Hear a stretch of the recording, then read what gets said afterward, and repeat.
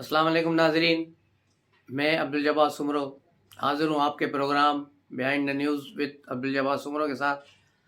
तो शुरू करते हैं आज की खबरें। सबसे जब पहले लाहौर की यह खबर, जहाँ रात हंगामा खेज रही और बिलाखिर परवेज़ इलाही ने अपने ओहदे पर एतमाद का वोट ले लिया। एतमाद का वोट परवेज़ इलाही ने किस तरह लिया, वो सब टीवी पर दिखाया जा रहा था कि 181 और 82 के नंबर को किस तरह 186 बनाया गया, क्योंकि पंजाब असेंबली के चौकीदार से लेकर सेक्रेटरी तक सारे लोग परवेज़ इलाही के रखे हुए हैं और सिक्योरिटी के जो अफराद तैनात हैं वो भी गुजरात से लिए हुए हैं। वो सारे चौधरी परवेज़ इलाही के इशारे के मुंतज़र होते हैं। तो इस तरह पूरी असेंबली परवेज़ इलाही ने हाईजैक की और इसके लिए ये कहा जाए कि मुस्लिम लीग नून को पता था और पता होने के बावजूद भी उन्होंने उसी तरह से एक्ट नहीं किया जिस तरह उनको करना चाहिए था। 4 बंदों को तो असेंबली हाल से पकड़ा गया, उनकी जो है तलाशी ली गई, पता चला कि वो मेंबर ही नहीं, ऐसे ही उसको शेरवानियाँ पहना के असेंबलियों में पीटीआई वालों ने बिठाया था। वो 4 निकलने के बावजूद फिर दूसरे लोग परवेज़ इलाही के साथ आ गए, लेकिन जब गिनती कराने की कोशिश की गई तो उसका जवाब दिया गया। और जब मुस्लिम लीग नून वालों ने कहा कि अब जब आप वोटिंग करा रहे हैं तो इस पे एक पोलिंग एजेंट आपका होगा, एक हमारा होगा, ताकि वो गिनती वगैरह बराबर करा सकें, लेकिन स्पीकर ने उसको भी ओवर रूल कर दिया और अपनी रोलिंग दी कि नहीं, इसकी ज़रूरत नहीं है, और फिर लोगों को लाबियों में भेजना शुरू कर दिया। तो लाबियों में जो गिनती हुई वो भी उनके अपने आदमी थे, गिनती करने वाले भी अपने थे। तो फिर और परवेज़ इलाही तो पुराना चावल पुराना ड्रामेबाज है, वो 2 और 2 4 के बजाय 2 और 2 को 22 बनाने का माहिर है।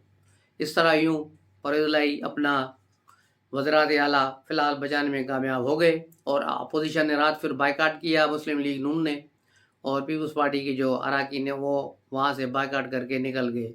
लेकिन ताहाल अभी तक उन्होंने कोर्ट से रुजू नहीं किया कि इस इंतखाब को चैलेंज किया जाए या क्या हो। उस दूसरी तरफ आज लाहौर हाई कोर्ट में ये जो पिटीशन चल रही थी परवेज़ इलाही वाली गवर्नर के खिलाफ, वो पिटीशन वापस हो गई है, क्योंकि गवर्नर ने भी अपना जो स्पीकर को इसको वज़ीर आला का एतमाद के वोट के लिए कहा था, वो क्योंकि रात हो चुका तो उस आर्डर की अब ज़रूरत नहीं थी, तो वो भी वापस ले लिया गया। उसके बाद हाई कोर्ट ने भी इस केस को फाइनल करके बंद कर दिया। देखा जाए कि इस केस में क्या सूरत-हाल रही। इस केस में जो सूरत-हाल रही है वो पीएमएल नून की कमज़ोर हिकमत अमली थी। उनके तरफ से जो दावे और बुलंद बांग दावे किए जा रहे थे वो ठुस साबित हुए और क्यू लीग वाले ख़ास तौर पे परवेज़ इलाही ने बहुत बड़ी गेम डाल दी। उसने इमरान खान पे भी साबित कर दिया कि परवेज़ इलाही का इंतखाब उसके लिए बेहतरीन था, क्योंकि इसकी जगह अगर उस्मान बोजदार होता तो कब का वो ढेर हो चुका होता। लेकिन ये परवेज़ इलाही था जो बड़ी गेम करता है। इससे पहले भी आपने देखा होगा कि लास्ट जो हमजा शहबाज के साथ असेंबली में इंतखाब हुआ था, उसमें किस तरह झगड़ा हुआ, किस तरह इसने पुलिस और इनके लोगों को मारा पीटा और फिर अपने हाथों और मुंह पर पट्टियां लगाकर सबको बद्दुआएं देते फिर रहे थे परवेज़ इलाही। तो ये परवेज़ इलाही बड़ा ड्रामेबाज है, पुराना खिलाड़ी है। तो इसने फिलहाल तो असेंबली बचा ली, अपनी इज्जत बचा ली, लेकिन अब जो है गेंद जो है इमरान खान के कोर्ट में आ गई है कि अब जो कि हाई कोर्ट से भी केस वापस आ गया है, तो अब देखना ये है कि ये असेंबली तोड़ने के अपने फैसले पर कायम रहते हैं या इससे भी यू टर्न लेते हैं। क्योंकि कल भी इन्होंने कहा था कि मैं 2 असेंबलियाँ तोड़ने जा रहा हूँ, उसको तोड़ूंगा ताकि नए इंतखाबात हों। लेकिन आज अभी तक जब सारी सूरत नॉर्मल हो चुकी है, लेकिन ऐसी कोई बाज़गश्त नज़र नहीं आई और मुझे नहीं नज़र लगता कि परवेज़ इलाही शायद असेंबली तोड़ने के मूड में हों और वो असेंबली नहीं तोड़ेंगे। दूसरी तरफ नवाज शरीफ ने भी राना सनाउल्लाह से रब्ता किया है और उन्हें हुक्म दिया है कि वो कोशिश करें कि असेंबली न टूटे, असेंबली को हर हाल में बचाया जाए। तो अब देखना ये है कि राना सनाउल्लाह अब क्या करते हैं, कौन सा पैंतरा लाते हैं। हो सकता है फिर दोबारा वज़ीर आला के खिलाफ अदम एतमाद की जो है तहरीक जमा कर दी जाए। अगर वो जमा हो गई तो फिर असेंबली फिर टूटने से बच जाएगी और यूँ महीना 1.5 महीना फिर परवेज़ इलाही को और मिल जाएगा। तो अब ये सूरत हाल है, क्योंकि अब अगर इमरान खान ने जल्दबाजी कराई और पहले से असेंबली तोड़ दी پرویز الہی نے تو پھر یہ، لیکن مجھے نہیں لگتا کہ پرویز الہی اسمبلی توڑیں گے۔ ایک ہفتہ پہلے بھی پرویز الہی نے کسی مقتدر حلقے کے اہم آفیسر سے بات چیت کی تھی اور انہوں نے کہا تھا کہ میں اسمبلی نہیں توڑنا چاہتا، انتشار پہ نہیں جانا چاہ رہا تاکہ ملک میں کوئی انتشار ہو، عدم استحکام ہو۔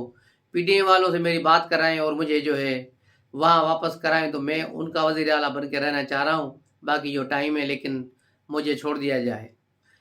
تو مقتدر حلقوں نے کہا کہ ہم تو کچھ نہیں کر سکتے لیکن آپ کا میسیج ان کو ضرور دے سکتے ہیں۔ اس کے بعد وہ میسیج پی ڈی ایم والوں کو پہنچایا گیا، لیکن وہاں سے اس کو مسترد کر دیا گیا کہ اس کو ایسے شخص کو جس کی کوئی گارنٹی نہیں لے سکتا۔ چودھری شجاعت نے بھی گارنٹی لینے سے انکار کیا، تو اب کچھ نہیں بچا، اس کے ساتھ مزید بات چیت نہیں ہوگی۔ تو یہ ڈرامائی صورتحال تھی 3 دن پہلے کی، لیکن آج کی صورتحال جو یہ ہے کہ آج بھی ہو سکتا ہے اسی فارمولے پر کوئی بات چیت چلے کہ پھر پرویز الہی وزیر اعلیٰ رہیں لیکن پی ڈی ایم کے رہیں تاکہ اسمبلی نہ ٹوٹے۔ اسمبلی بچانے کے لیے ہو سکتا ہے پی ڈی ایم پرویز الہی کو رکھنے کے لیے تیار ہو جائے، لیکن دوسری طرف پرویز الہی نے جو 4-5 مہینوں میں جو گند مچایا ہے، جو کرپشن کی جو ہے بڑی داستانیں چھوڑی ہیں، اس نے سب کو چوکنا کر دیا ہے۔ خاص طور پہ ریاست جو ہے اب خود حرکت میں آئی ہوئی ہے اور پرویز الہی کی پوری فیملی کو جو ہے باہر جانے سے روکا گیا ہے۔ 2 دن پہلے بھی مونس الہی کی بیوی کو ایئرپورٹ سے واپس کر دیا گیا تھا اور ہو سکتا ہے 1-2 روز میں پرویز الہی کا نام بھی ECL میں آ جائے۔ اور اس طرح یہ پرویز الہی کے خلاف گھیرا تنگ کر رہے ہیں، اور جن جن لوگوں سے انہوں نے پیسے لیے ہیں، اس میں 2050 لاہور جو ماسٹر پلان ہے اس کے لیے جو انہوں نے پیسے لیے ہیں، اس پر بھی ان لوگوں سے بھی جو ہے بات چیت ہو گئی ہے، ایجنسیوں کی اور مختلف FIA کی اور دوسرے اداروں کی۔ اور اس کے علاوہ مونس الہی کے خاص آدمی کو بھی اٹھایا گیا تھا جو 4 دن پہلے، اس کو کل چھوڑ دیا گیا، لیکن مزید 2 افراد کو اٹھا لیا گیا ہے، اور یہ دونوں پنجاب اسمبلی کے ملازم ہیں، کوئی نائب قاصد ہے یا کوئی کلرک ہے۔ اب ان کے اکاؤنٹوں میں اربوں کی ٹرانزیکشن ہوئی اور وہاں سے پیسے پھر یہ مونس الہی کو ٹرانسفر ہوئے اور وہاں سے وہ لے کے ڈالرز میں پیسے لے کے باہر چلا گیا ہے۔ تو یہ ہے اس کی پنجاب کی صورتحال۔ پنجاب کی صورتحال انتہائی خراب ہے، مخدوش ہے ریاستی اداروں کے لیے بھی، کیونکہ وہاں لا اینڈ آرڈر کا مسئلہ، گورنرز کا مسئلہ بہت بڑی اہمیت حاصل کر گیا ہے۔ ایک بڑا صوبہ اگر کولیپس کر جائے تو پھر کچھ بچتا نہیں، اس لیے صوبے کو بچانے کے لیے، وہاں کے حالات کو بچانے کے لیے، کنٹرول کرنے کے لیے پرویز الہی کو ریموو کرنا بہت ضروری ہے۔ اس لیے ہو سکتا ہے کہ اگلے 15 سے 20 دنوں میں کوئی نئی کہانی شروع ہو جائے، نئی چین جو ہے وہاں چل جائے۔ اس کے علاوہ سندھ میں بلدیاتی انتخابات ہو رہے ہیں جہاں MQM کے الطاف، جو لندن کے قائد ہیں الطاف حسین، اس نے بائیکاٹ کا کال دیا ہوا ہے اس کی معاف کرنا، اس کی کال پر MQM کراچی جو ہے متحدہ پاکستان جو ہے وہ بڑی پریشان ہے، کیونکہ اگر لوگ نہ نکلے ووٹ دینے کے لیے، متحدہ کے لوگ وہ باہر نہ آئے تو پھر ان کے لیے بہت بڑے مسائل ہوں گے۔ دوسری طرف آج تینوں دھڑوں کا آپس میں انضمام ہو رہا ہے، اور آج بہادر آباد میں بھی ایک میٹنگ ہونے جا رہی ہے جس کے بعد یہ مشترکہ اعلان کریں گے کہ انہوں نے آپس میں الائنس کر لیا ہے اور جوائن ہو گئے ایک ہی پارٹی میں۔ تو اس سے ایسا کوئی جلدی کوئی بڑا کوئی فرق نظر نہیں آ رہا، لیکن ہو سکتا ہے کہ یہ اگلے انتخابات کے لیے صف بندی ہو رہی ہو کہ اگلے انتخابات میں کراچی سے ان لوگوں کو لانے کے لیے پھر PTI کو جو نشستیں دی گئی تھیں، جو بندہ نسوار بیچ رہا تھا اس کو پتہ ہی نہیں تھا، اس نے ایسے فارم بھرا ہوا تھا، دوسرے دن صبح کو اس کو اٹھا نہیں سے پتہ چلا وہ MNA بن گیا ہے۔ تو اس طرح PTI سے کراچی کے MNA بنائے گئے تھے، تو اب ان کو لپیٹنے کا ٹائم آ گیا ہے۔ اس کی جگہ پھر MQM کے لوگوں کو مصطفیٰ کمال، فاروق ستار اور یہ لوگ جو ہے آپ کو اگلی اسمبلی میں نظر آئیں گے۔ ان کو بڑے اہتمام کے ساتھ تیار کر کے وہاں لگایا جا رہا ہے۔ تو یہ ہے صورتحال کراچی کی۔ اب چلتے ہیں تھوڑی علیم خان کے انٹرویو کے کچھ خد و خال آپ کو بتائیں۔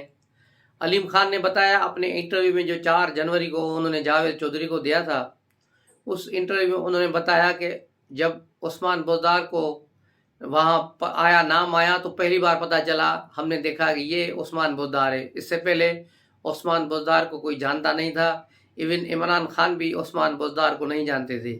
جب وہاں چیف منسٹر کے انٹرویو کے لیے لوگ بیٹھے ہوئے تھے تو وہاں علیم خان نے کہا کہ وہاں پر عمران خان باہر نکل آئے اور کہا کہ آپ میں علیم خان عثمان بزدار کون ہے؟ تو ایک بندہ کونے میں بیٹھا ہوا تھا، وہ اٹھا، اس نے کہا سائیں میں ہوں، اس نے کہا چلو آؤ اندر آؤ۔ اس کے بعد وہ 2 منٹ اندر گئے، اس کے بعد فائنل ڈیسیجن آ گیا کہ باقی لوگ سارے واپس چلے جائیں، چیف منسٹر کا انتخاب ہو گیا ہے۔ تو یوں عثمان بزدار کو وزیر اعلیٰ بنا دیا گیا۔ علیم خان نے کہا کہ جب 2011 میں پارٹی بن رہی تھی اور پہلا اس کا جو بڑا لاہور میں جلسہ ہوا تھا، اس جلسے کو کرنے کے لیے عمران خان میرے گھر پر تشریف لائے محمود رشید کے ساتھ، اور کہا کہ ہمارے جلسے پر 75 لاکھ کا خرچہ آئے گا، آپ ہمیں 25 لاکھ روپے مہربانی کریں ڈونیشن دیں۔ تو علیم خان نے کہا کہ میں نے انہیں 25 لاکھ کا جو ہے خرچہ دے دیا، لیکن باہر جانے کے بعد تھوڑی دیر کے بعد پھر عمران خان کا فون آیا کہ ہم چاہتے ہیں کہ آپ ہمارے جلسے کا پورا خرچہ اٹھائیں۔ تو انہوں نے کہا کہ پھر میں نے حامی بھری اور اس سارے جلسے کا جو لاہور میں ہوا تھا اس کا تمام خرچہ میں نے اٹھایا، کھانا پینا اور کرسیاں، بینرز، ڈی جے وغیرہ سب کا اخراجات میں نے ادا کیے۔ اس کے بعد پھر عمران خان نے مجھے پارٹی میں شمولیت کی دعوت دی اور میں پھر ان کی اس پارٹی میں شامل ہو گیا۔ علیم خان سے جب پوچھا گیا کہ وہ عمران خان جو جنرل باجوہ سے کہاں ملتے تھے، تو انہوں نے کہا وہ لاہور کی ریجن میں ملتے تھے، یا 1-2 بار میرے گھر پہ بھی ان کی ملاقات ہوئی۔ علیم خان نے بتایا کہ 2013 میں انہیں پارٹی کا ٹکٹ نہیں دیا گیا، تو اس پر جو ہے روحانیت کا غلبہ تھا کہ کسی پیر نے عمران خان کو کہا کہ علیم خان اگر اسمبلی میں آ گیا تو پھر تم وزیر اعظم نہیں بن سکتے۔ اس کی وجہ سے علیم خان کو پھر ٹکٹ نہیں دیا گیا۔ علیم خان نے کہا کہ جب کلثوم نواز ضمنی الیکشن لڑ رہی تھی تو وہاں کس کو انتخاب لڑنا چاہیے فیصلہ ہوا، تو پھر ڈاکٹر یاسمین راشد کا ہوا، تو پھر کہا گیا بھائی ڈاکٹر اس کا خرچہ کون لے گا؟ تو جو ڈاکٹر یاسمین نے کہا کہ میرا بھائی باہر رہتا ہے، وہاں سے پیسے بھیجے گا مجھے، میں الیکشن لڑوں گی۔ لیکن جب کاغذات نامزدگی داخل ہو گئے، سب چیز ہو گئی، اس کے بعد ڈاکٹر یاسمین نے آ کے کہا کہ مجھے تو پیسے نہیں مل رہے، میرے بھائی نہیں دے رہا، اب سب چندہ کر کے مجھے الیکشن کروائیں۔ تو اس نے کہا، علیم خان نے کہا میں نے 2 کروڑ روپے تو میں نے دیے، باقی پیسے جہانگیر ترین نے دیے اور ایک اور دوسرے چودھری نے پیسے دیے شاید۔ اس کے بعد کہ 6 کروڑ روپے ڈاکٹر یاسمین کو دیے گئے جو کہ بیگم کلثوم کے مقابلے میں انتخاب لڑنے میں جو وہ ہار گئی تھی انتخاب۔ 2014 کی پھر ہوئے ریحام خان کی شادی کا ذکر کرتے ہوئے انہوں نے کہا کہ انہیں معلوم نہیں تھا کہ عمران خان اور ریحام خان نے کوئی خفیہ شادی کر لی ہے۔ ریحام خان ایک دن میرے گھر پر آئی اور اس کے بعد جانے کے بعد پھر علیم خان کی بہنیں مجھ پر ناراض ہو گئی اور غصہ کرنے لگی۔ تو پھر میں نے عمران خان سے پوچھا کہ یہ کیا ماجرا ہے، ریحام خان میرے گھر آئی ہے تو تمہاری بہنیں مجھ پر ناراض کیوں ہو رہی ہیں؟ تو اس نے کہا کہ ہاں میں نے ریحام خان سے شادی کر لی ہے لیکن ابھی اس کو اناؤنس نہیں کیا۔ ریحام خان کی شادی کنٹینر پہ ہوئی تھی اور 10 محرم کو اس نے شادی کی تھی۔ اس کے بعد شادی کو چھپایا گیا، جب بات حد سے بڑھ گئی تو پھر دوبارہ مولوی کو بلایا گیا اور دوبارہ نکاح کی ری ٹیک کیا گیا اور پھر شادی کو یوں اناؤنس کیا گیا۔ ریحام خان سے علیم خان بتا رہے ہیں کہ ریحام خان سے جو ہے عمران خان کافی دبے ہوئے رہتے تھے، اس سے سہمے رہتے تھے، اس سے ڈرتے تھے کہ یہ کہیں میری جو ہے پارٹی پر نہ قبضہ کر لے۔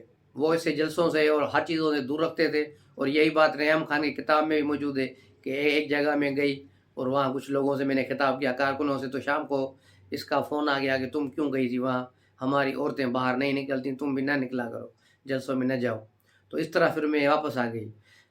ریحام خان کو طلاق کا ذکر کرتے ہوئے بھی علیم خان نے بتایا کہ ریحام خان کی طلاق میں جو ہے بشرا بی بی کا ہاتھ تھا۔ بشرا بی بی نے عمران خان کو کہا کہ تمہارے گھر میں نحوست ہے اور 24 گھنٹے میں اگر وہ نحوست نہ ہٹی تو پھر تم 2018 میں وزیر اعظم نہیں بن سکتے۔ تو اس طرح جلدی جلدی کر کے انہوں نے کہا کون سی نحوست ہے؟ انہوں نے کہا ریحام خان، اس کو طلاق دے دو، اور وہ بھی 24 گھنٹے میں، اگر تم نے طلاق نہ دی تو پھر تم کبھی وزیر اعظم نہیں بن سکو گے۔ تو عمران خان نے فوراً ایک پیپر بھیجا اور یہ ای میل کے ذریعے طلاق جو ہے وہاں بھیجی گئی، کیونکہ ریحام خان اس وقت لندن جا چکی تھی۔ وہ جیسے ہی لندن ہیتھرو ایئرپورٹ پہ اتری ہیں تو زلفی بخاری نے اسے وہاں ریسیو کیا اور وہیں اس کو بتایا کہ آپ کو یہ عمران خان نے طلاق بھیج دی ہے اور ای میل کے ذریعے۔ تو یہ صورتحال ہے عمران خان کی۔ اور علیم خان نے کہا کہ میں 10 سال اس بندے کے ساتھ رہا اور دن رات اس کے ساتھ ایک کیے، ہفتے میں 4 دن میں اور جہانگیر ترین تو اس کے ساتھ رہتے، اس کے سیاہ و سفید سب چیزوں کو ہم جانتے ہیں لیکن اس کو بیان نہیں کرتے۔ لیکن یہ احسان فراموش آدمی ہے۔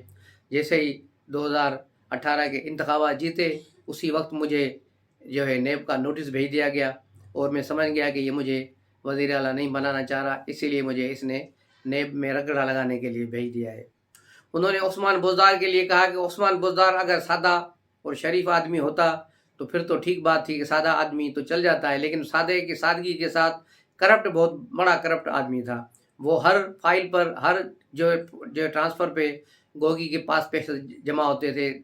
ڈپٹی کمشنر اور جو ہے ڈی پی او وغیرہ کو 3-3 کروڑ روپے میں 6 مہینے کے لیے اپائنٹ کیا جاتا تھا اور کہا جاتا تھا 6 مہینے میں اپنے پیسے نکالو اور کما لو، اس سے زیادہ اگر ٹائم لگا تو پھر دوبارہ بولی لگے گی، پھر جتنی پیسے دینے ہوں گے پھر آپ نے دینے ہوں گے۔ اسی طرح پھر یہ پیسے کی مختلف کلیکشن گوگی کرتی تھی، پھر گوگی سے ظاہر ہے پھر بنی گالا اور پھر جنرل فیض، دوسرے تیسرے سب لوگوں کو یہ پیسے حصے پہنچ رہے تھے۔ تو یہ ہے کہانیاں، علیم خان کی کہانی کا پہلا حصہ۔ علیم خان کی کہانیوں کا ابھی بہت سے جو ہے حصے ہیں، وہ انشاءاللہ کل کے پروگرام میں سنائیں گے۔ تب تک کے لیے اجازت دیجیے، جانے سے پہلے چینل کو سبسکرائب کریں، لائک کریں اور بیل آئیکن کا بٹن دبائیں تاکہ میرے ولاگ آپ کو بر وقت مل سکیں۔ اپنے دوستوں کے ساتھ، اپنے گھر والوں کے ساتھ خوش رہیں، جہاں رہیں آباد رہیں۔ السلام علیکم۔